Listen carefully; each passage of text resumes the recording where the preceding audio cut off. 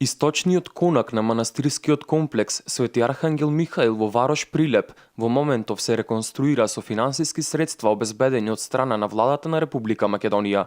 Овој манастир во средата го посети и премиерот на Република Македонија Никола Груевски, кој во обиколката беше придружуван од министерката за култура Елизабета Канческа Милеска. Ова мој доаѓање овде го искористив да го посетам овој манастир овде во Варош, кој што е доста стар, датира од многу одамна.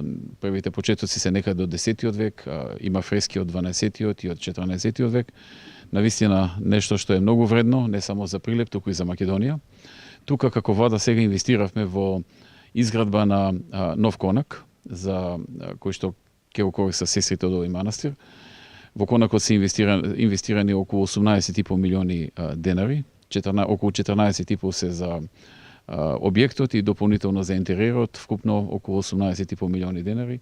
Од страна на владата се инвестирани за изградбата на овој конак. Конакот е на вкупна површина од 292 метри квадратни и треба да биде завршен до крајот на оваа година.